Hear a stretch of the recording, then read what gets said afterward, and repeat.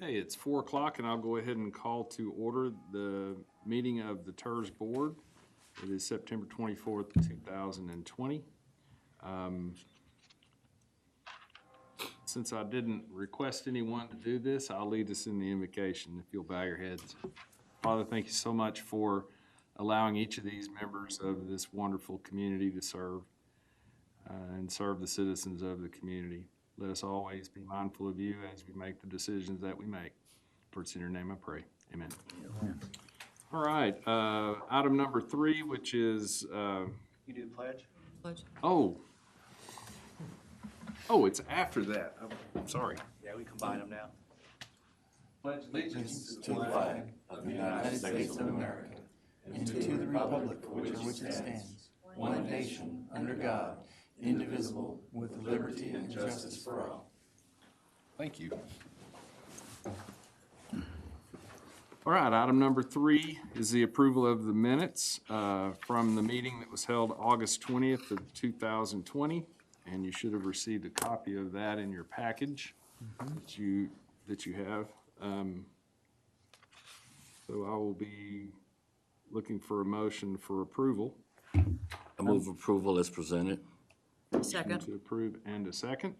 Any changes or discussion to be Just had? one comment, I think in the minutes it referenced the EIC somewhere in there. I don't have it in front of me, but just for clarification, I think it should have referenced the tax increment reinvestment zone. I'll have to pull that up. Sorry, I should have done that.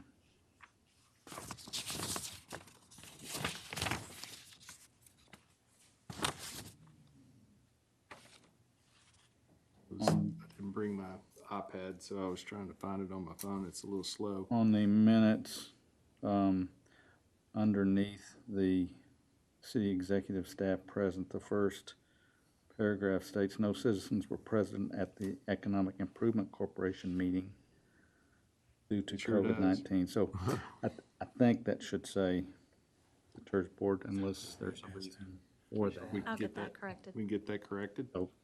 Any other comments or corrections? All right. I suppose that the first and second will continue with those corrections. Would that be a good assumption? Okay. Both have indicated that, yes, they will change their motion for approval with the corrections. All those in favor, raise your right hand. Approved unanimously. On to item number 4. 4A, which is the nomination and election of the Main Street Advisory Board member to be a representative of the TERS Board on that board. And I will be looking for a nomination. I would nominate Kate Howard. So we have a nomination. Any other nominations? All right, nominations will cease. You've already indicated, but for the record, you're willing to serve in that capacity? Yes, sir. Very much, very good. Thank you very much. All those in favor, raise your right hand. Now, those nominations pass. And welcome to the Main Street Advisory Board. Yes, thanks for doing that. Thank you. All right, item number 5, which is an update on the various downtown projects. Okay, let me pass these out.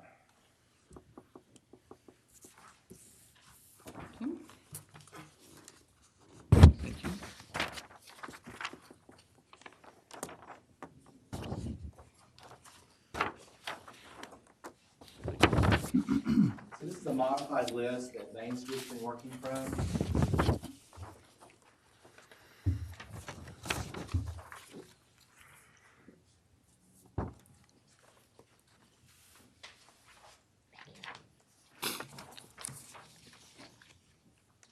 At the top, you'll see reference on the left-hand side, the item out of the Kerrville 2050 plan. It's the action item.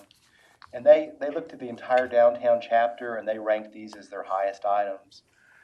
Then in the center, MSAB is the Main Street Advisory Board. That's what that stands for. They have a 4-pillar approach that the Main Street program out of Austin requires. And so they basically then classified these activities within the, one of the 4 approaches: design, organization, promotion, and economic vitality. And then over on the right-hand side is the status, and so I'll go over that.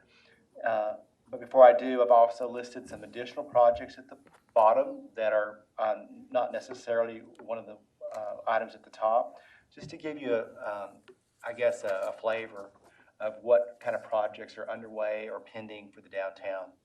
And at your last meeting, that's what y'all had asked for, is just kind of an overview of everything that's underway or on the drawing board for the downtown, so that y'all can start getting more familiar with what's happening. So let me just start at the top then. This idea of design guidelines or streetscape plan, and then particularly to accommodate wider sidewalks to make it more pedestrian friendly. So Main Street is interested in learning more about what that would cost and how we could get started on that sooner rather than later. This would also take into account things like the bricks in the downtown that are coming up, and some uneven surfaces and areas where we don't have sidewalks and all that. So that's high on their list. Then also kiosks, and they've discussed whether those would be more static, like you might find in places like, if you've ever been to McKinney, Texas, they've got kiosks on all the corners that are more static, or electronic, which is a little more challenging and more expensive. So they're having some discussion about that, but it's not really gone beyond just some discussion. And a lot of this, of course, is pending because there's no money, right? Especially with this year's budget with COVID and all of our cutbacks in the budget that was just adopted. And of course, you all are still accumulating the increment for the TERS and don't have a lot to work with yet.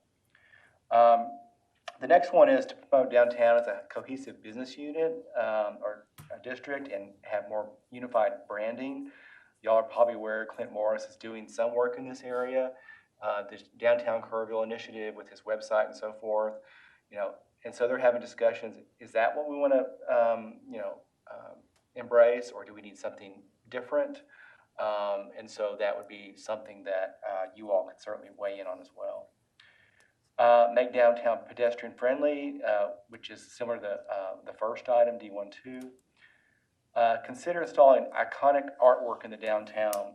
So there is some effort in this regard, particularly with CUTS, Kerrville Urban Trail System, which is a grassroots effort, not really city-led. It's more led by some businesses in the downtown.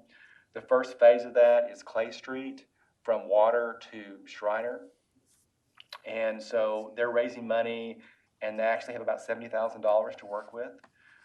So they're doing murals in the downtown. They helped promote the one that was done on the pop art over here. They're looking at another one at Napa Auto Parts across from Pine and Plow. They're also talking to the Vocals about a mural on their building and other places, and they've already got artists selected. And so they're talking to the city then about how to make that work.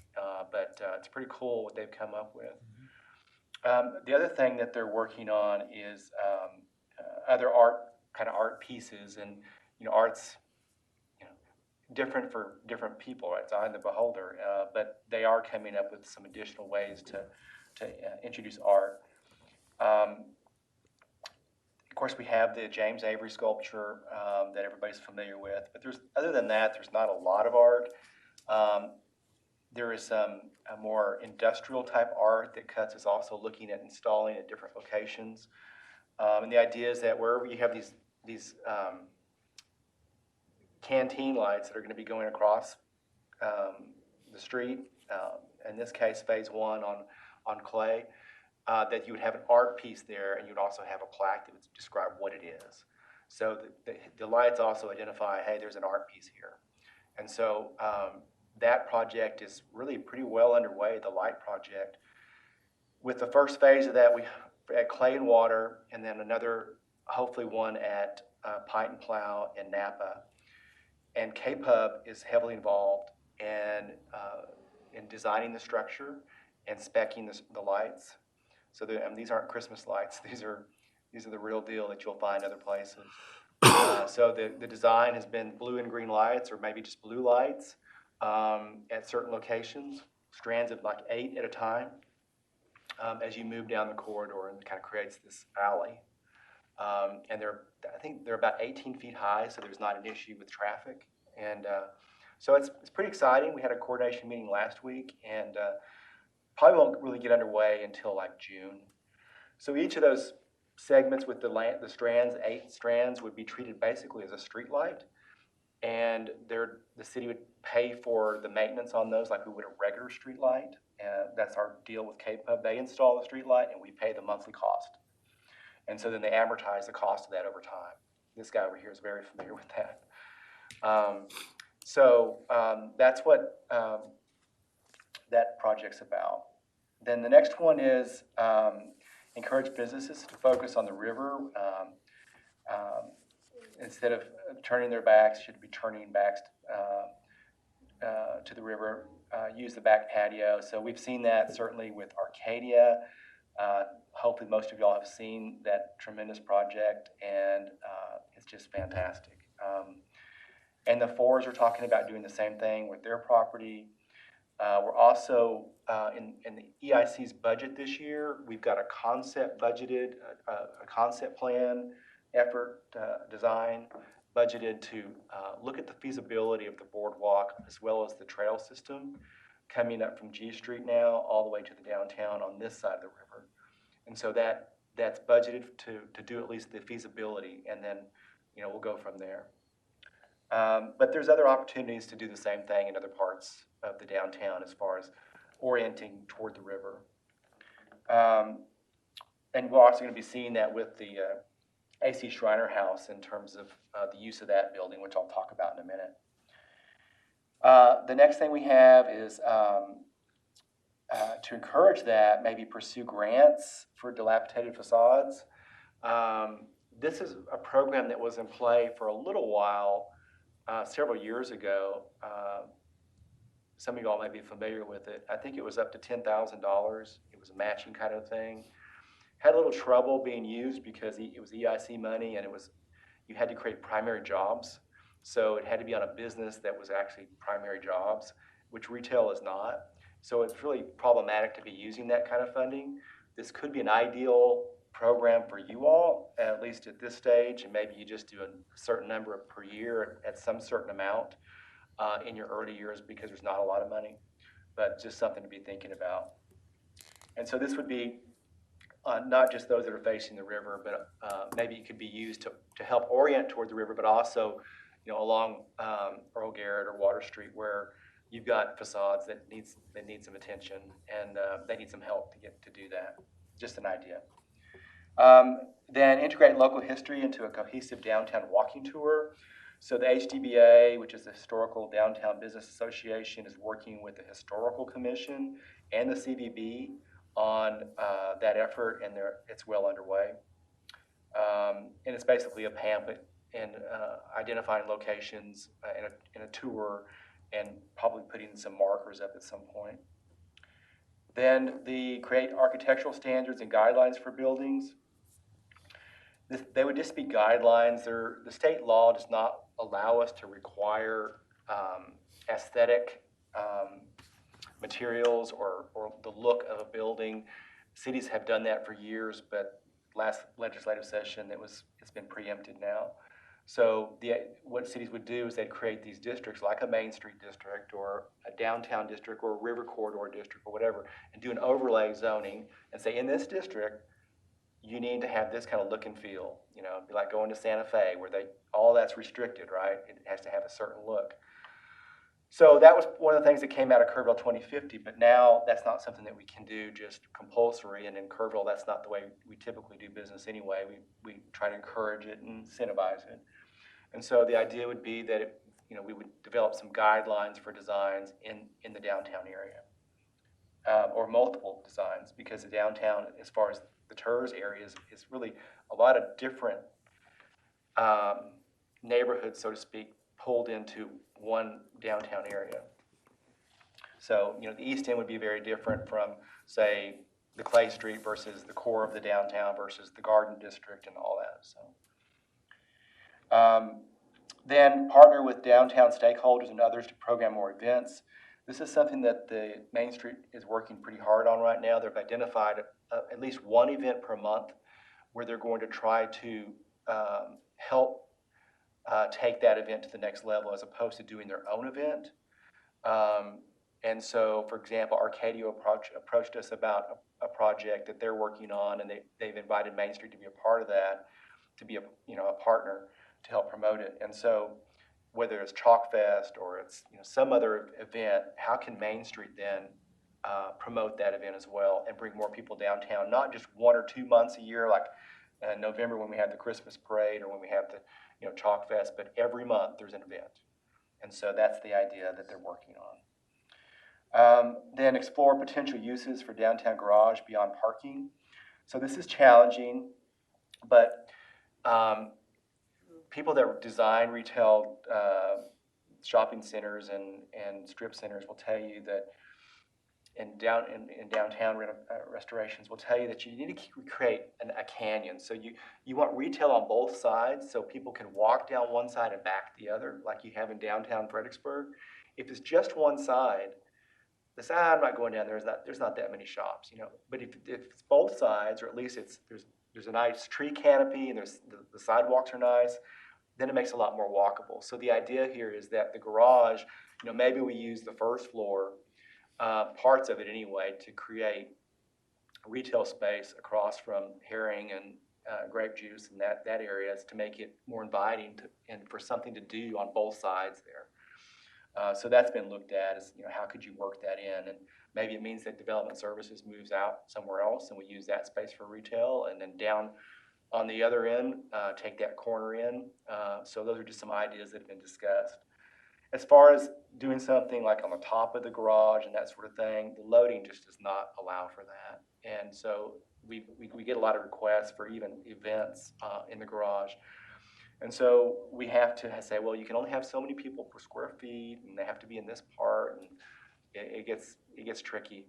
But we can do it.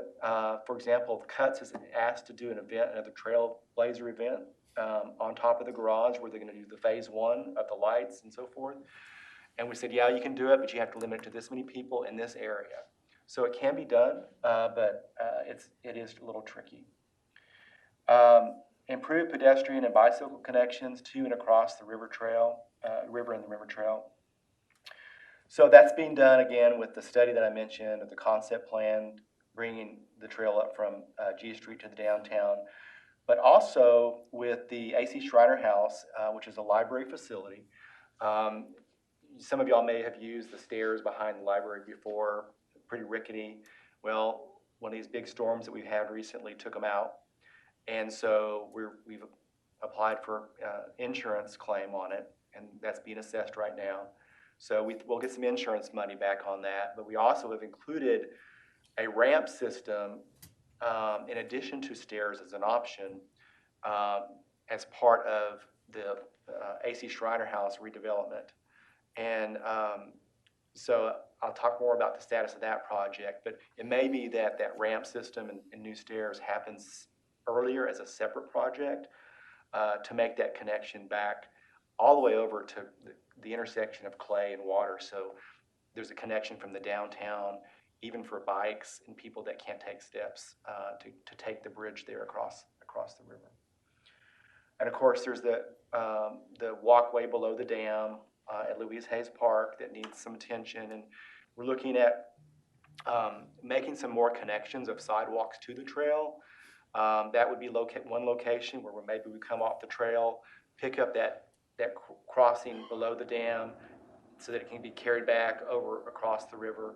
We're also looking at a connection from Water Street down to the new G Street connection behind River Trail Cottages, so that's an easier connection on that area. So that's being designed currently and underway. So there's some efforts in that regard. Then the next is evaluate the street and angle in parking enhancements on Water. We're also doing this on Jefferson. So there are places on Jefferson, for example, that have angle in parking, more down toward First Baptist Church and Earl Garrett. We also have done some new angle-in parking down by HEB because of their parking issue right now with construction. And now we've got an engineer studying additional angle-in parking closer to Clay and Jefferson so that you have more on-street parking. There's plenty of road width in there, and it'll also make it easier for pedestrians to cross. And we're also evaluating a possible four-way stop at Jefferson and Clay. So once Jefferson reopens, we'll study that and see if it can support it. So, and then down where the Catholic Church is and where the proposed Marriott is to go in, you know, it'd be nice to have additional angle-in parking down that way as well. So we're studying that. So before I move on to these other projects, any questions on anything I've covered so far? You guys probably know all this, right? Just to clarify, those projects or proposals are just ideas. They're not necessarily for TERS consideration. It's just they're within the district, and Main Street and Cuts and others have been, for lack of a better term, throwing things at the wall to see what the possibilities are. Some of them are, but a lot of these are actually happening, like Cuts Phase 1 and so forth. But not as a potential TERS-funded project. Right. this They're point. not coming to you for application. Okay. Yeah. A lot of them have asked about it, but Well, I told them sure, there's no and- money. Yeah. Put it on the But, parking lot for a while, but yeah. Yeah, but, you know, it's good to be thinking about it, and I think that's why you guys have asked Absolutely. us to, you know, come forward and share some of these thoughts, you know, how you might want to plug in if you decide to do so at whatever point. So, any other Right. questions? Yeah, these are in priority order as The put Main together, Street Board ranked them. even though D14 sounds like it's well underway, it's still fifth priority. Yeah, and, you know, you're talking about, maybe they didn't rank it as high because they knew it was already underway, kind of Okay, thing. Yeah. okay. Okay. It wasn't real It scientific, wasn't a rigorous no. ranking, okay, thank you. Mark, is there a representative from Cuts on Main Street Board? No. No. Cuts is pretty, they're a little bit rogue. They don't like to have any formal Structure. structure, and, Is there communication? yeah, there's good communication. Okay. Yeah. Yeah. All right, well, let's go on to the other projects. I talked about Cuts Phase 1. Cuts Phase 2 is actually going into the Doyle community to make the tie from the downtown into the Doyle community. And so what they're working on is something that's pretty simple, is identifying a trail, kind of almost a historic trail, through simply painting a purple line on the pavement or the sidewalk that goes by historical sites, and there'll be some marker at that site. And they're wanting to do that sooner rather than later. So they have some money, and they're going to be raising more money at their next event. COVID has put a kink in that, of course, but so that's where they're focused on as the next step. But, you know, eventually maybe down water to the east end would be another thing that they would like to look at. And, you know, we'll just see how that goes, because it is a grassroots effort. I talked about Jefferson Street parking already. The Heart of the Hills Heritage Center. So the city has an MOU signed with the Heart of the Hills Heritage Center, which is a separate nonprofit with its own board. It's got representation from the Historical Commission as well as other history entities or advocates on there. So it's a pretty good umbrella, good organization. And so we commissioned a design of changing or transforming the existing A.C. Shriner House into basically what amounts to a museum. And so they've done a lot of really great work. They have it completely laid out on every floor and what exhibits on every floor. And then we have a design that was performed by Scott Shellhace of the grounds and also the building. The budget for that is $4 million. The city is in the process of raising all of that, as well as this group. COVID has put a kink in that as well.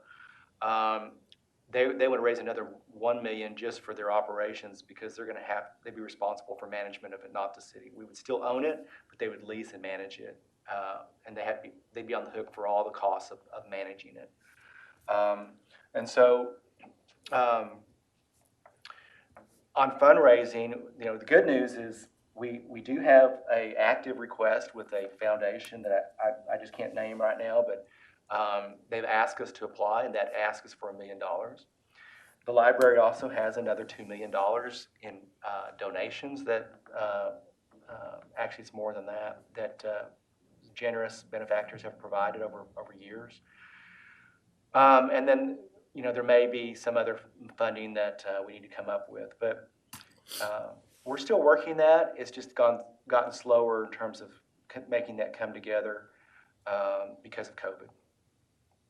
And it's not deemed as what we would call an essential project. So you've seen a lot of streets work and drainage design and all that sort of thing, but the foundations are really focused on greater needs that are basic needs right now, and so we respect that. We've not been real aggressive about fundraising, but it's still alive, and it's still something that we want to pursue. The next one is the Cancer Center lease. Just so y'all know, the first floor of the Cancer Center is leased to a physician for the Cancer Center, but not all of it. The portion that faces this way, both the upstairs and downstairs, is not occupied until maybe a month or so ago. So we lease that currently to HEB as a temporary lease for their hiring for their new store. They're going to be hiring over 100 people for their new store, new people, in addition to the ones they already have. So just as something that is kind of an economic development deal, is that they're not really paying anything for it either. All the improvements they want in terms of equipment and everything, they're paying for themselves, but it's as is, but we're making use of that space. We're also going to be leasing it to Kildare Mountain Manufacturing for their startup. So for their hiring and their training and so forth, initial administration. And I just thought I'd share that with y'all because it is an economic development initiative, and we are using our space to help out for economic development. The next one is the Spring Hill Suites by Marriott. So that's the new hotel. I think it's 84 rooms down on Ed Hamilton's former property. And so that project was really going well, and they've got their permit. Everything's been cleared, and then they lost their financing because of COVID. And so right now they're trying to get new financing. They're telling us it's very encouraging, and they're still very intent on doing the project. And so you can imagine the hospitality industry is suffering pretty severely from COVID even still. So that one's still, probably going to happen, but it's not going to be, tomorrow. I mentioned earlier the River Trail sidewalk connections. Also, just so you know, the clock tower here with the elevator is not dependable. It oftentimes is out, and typically it's when we've got a lot of inclement weather. And so all that's in the guts of the elevator are exposed to the elements, and so we'll be enclosing that. The enclosures have already been fabricated, and you'll probably start seeing activity there within the next 30 days. And it's going to be a combination of glass and rock and metal, and to match the existing facade. So it'll be more reliable. That will then obviously help the downtown in terms of parking and people knowing that they can, get access up and down the elevator. We also have a initiative that began out of Kerrville 2050 that is a series of area development plans. So an area development plan is like a mini comprehensive plan for a specific part of town. And the first one was the Doyle area. So we did an area development plan over in developed it over several months, working with the neighborhood to see what it is that they wanted addressed, whether it was traffic or parks or accessibility or street improvements or street lights, just a whole host of things, even programming. And so coming out of that was a 20-year plan for improvements to the Doyle community. And we've already begun to see some of that in a lot of different ways. And here within the next year, you're going to see a whole lot of street reconstruction with hopefully sidewalks if bids come in well. So all that's pursuant to the plan. So the idea is that each year we then go look at another part of the city and do another plan. And this is common, you know, for cities elsewhere, where they create these smaller plans involving the community of that neighborhood on what kind of things they'd like to see, understanding that it's not a short-term thing, it's a long-term plan. So one thought was, we're looking at a number of areas. One thought is we look at the Garden District now, which is basically north of Main Street, up Earl Garrett, and a few blocks in either direction, probably all the way, actually could be all the way to Golf. That would then complement the downtown so that you've got residential, quality residential that remains near the downtown, or transitional with some office reuse. So that was an area that we were thinking about, and there's 2 or 3 others that we've got in mind. But that we're not sure where we're going to start that. It may be later this next fiscal year. We also have done a downtown retail study and strategic plan, at least initiated that with Main Street. This was their first effort when they kind of restarted, using the same firm that we used to do the retail study for the whole city. So they've done a gap analysis for the downtown and in terms of what people are wanting and we don't have, specific to the downtown. They've also done an analysis of where people are coming from and what times of day, what days of the week, what times of the month are more popular, and where they're coming from, and then where they're going after they leave here. And they do that through all the Bluetooth on everybody's phone. Anytime you open an app or you have an app open, not just your phone, you're getting pinged by retail research. So they know where you are. And so probably it'd be a good idea to present some of that information to this group. I think you'd find it fascinating. So that was their first step, is to do the analysis. Then we just had 2 workshops. I think all of you were invited to that were Zoom workshops, just to get people's input on what they would like to see in the downtown, or what are the concerns. And we'll have more of those. And then they're looking at developers and or retailers that we might want to consider recruiting. And so we already have them on contract to recruit citywide, and so, but this effort would be focused more on the downtown. And so that would be something that certainly Catherine would be hearing more about, being on the Main Street board, but maybe the whole group would want to hear more about that going forward. So the last one is Project Wildflower, and I would need to go into executive session to talk about that one. But are there other questions about any of these? I just wanted to point out on that last one, you're talking about the retail study with Retail Coach. In Clint's efforts, he's got the I wish this was going on right now. He's got over 250 comments. It's really fascinating to see. We're plugging that in. Good. Yep. Was there good participation with that retail study? The workshops? Yes, the workshops. No, not really. It's just so hard to reach people in the downtown area.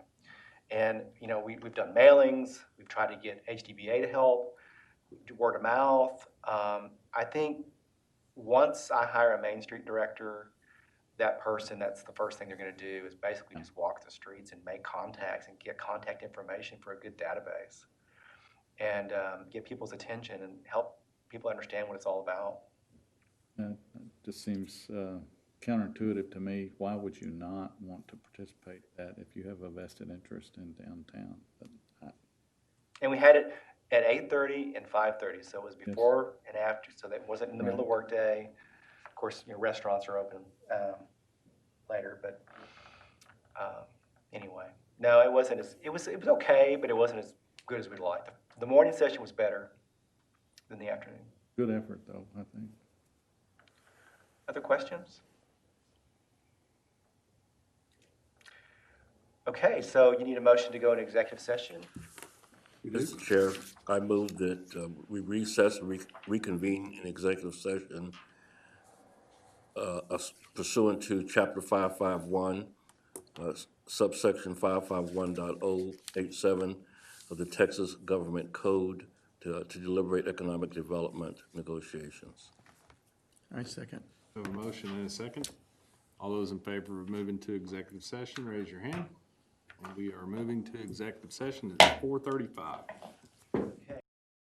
We'll move back into regular session, Back in the public session. back into public session. So there is no action to be taken on any items that were discussed in executive session. So any items for future agendas from anyone on the board? We have a date, so it's gonna be the 4th. So that is a good question. Next meeting, are we scheduled to be this same? It's up to the Thursday. group, how often and when you want to meet. I thought we'd kind of discussed that we would, after this briefing, we would kind of look at our calendars and maybe not meet every month. Okay. I know we need to be as regular as possible and not just on a moment's notice or Yeah, 72-hour notice. Maybe quarterly, that's a suggestion. we could do quarterly until we get so busy we have to come monthly. Wouldn't that be nice? And so I suppose if there were developments going on, we would need to be informed about, we could call a meeting, Sure. special in between. So, does quarterly sound Sounds Doable? reasonable to me. Starting in January? sounds good? We Anything we going surely on don't before want the a end of the December year? meeting. Yeah, Mark? we can look at, we can do January, and then if there's a need to meet sooner, we do a special call. Okay. Do we have any calendar, sensitive items? I'm thinking particularly the annual report, or is that, That can be done in January. can be produced, or the work to do it? I'm not sure how, The staff would do it, and we Okay. present. In January? Suggesting that we get those 4 meetings for next year sent out as a meeting invite, so we can get them all on our calendars. The fourth Thursday of every month.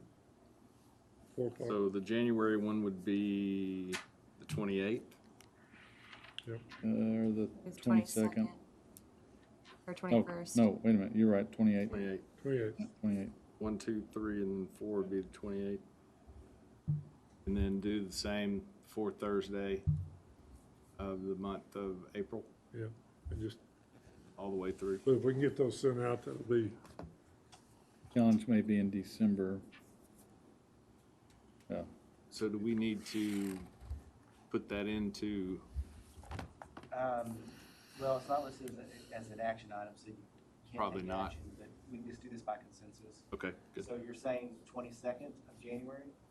28th. 28th. 28th, My Okay. calendar says the 28th is Yep. the Thursday. Thursday. All right. Any other discussion? Very good. So that concludes our meeting, and see you again in January, if not before. You're dismissed.